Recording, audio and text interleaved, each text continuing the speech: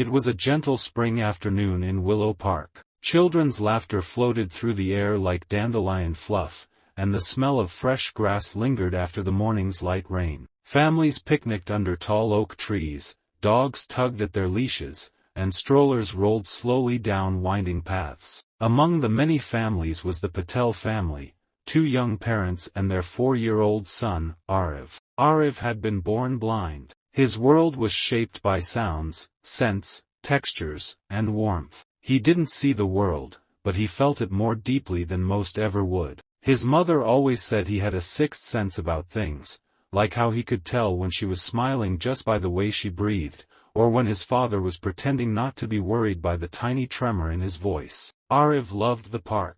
He loved the breeze whispering through the leaves, the cool slide at the playground, and the smell of the hot pretzels sold by the vendor near the gate. But most of all, he loved the sounds of animals, birds chirping, squirrels scampering, dogs barking. To him, the park was an orchestra of life. That day, Arav's parents sat on a bench just a few feet away while he played in the sandbox. It was a place they'd been to many times, and they knew the area well. For a moment, distracted by a phone call and a spilled juice box, they looked away. And in that tiny, fateful moment, Arav wandered off. He wasn't trying to run or hide. He had heard the jingle of a dog's collar nearby, a sound he adored, and followed it. It was a few steps here, a few steps there, until he was no longer near the sandbox. He was on the other side of a hedge now, on a quiet path where joggers passed occasionally, but no one noticed the small boy with outstretched hands.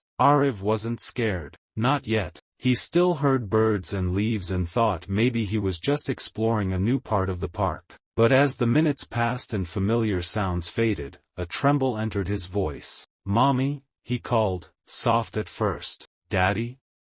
But only the wind answered. And then, there was a bark. Close, joyful, friendly. Arav paused. "Doggy?"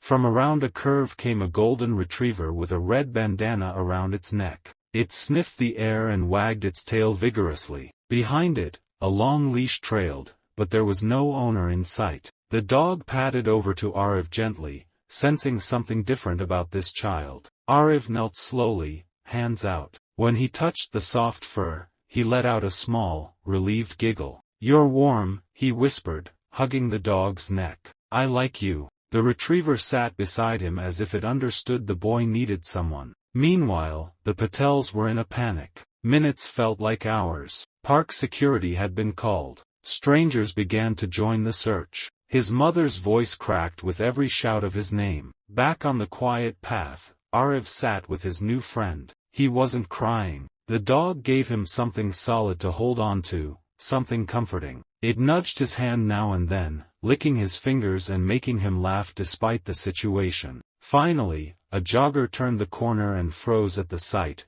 a small child, alone, gently stroking a golden retriever wearing a red bandana. "Hey, little guy," the jogger said, cautious and kind. "Are you lost?" Arav tilted his head. "I can't see, but I think, yes." The jogger quickly called security. Within minutes, the park was buzzing with relief. Arav's parents came running, his mother dropping to her knees, sobbing into his hair, his father holding them both tightly. The golden retriever stood close, tail wagging proudly. A park ranger scanned the dog's bandana and found a tag tucked into the folds with a name, Buddy, and a number. Turns out Buddy had slipped his leash earlier while his owner bought a coffee. Somehow, fate had led him to the one who needed him most. The Patels thanked Buddy like he was a guardian angel. The owner, when he finally arrived, was in awe of what had happened. Arav tugged at his mother's hand and whispered, "Can Buddy come home with us?"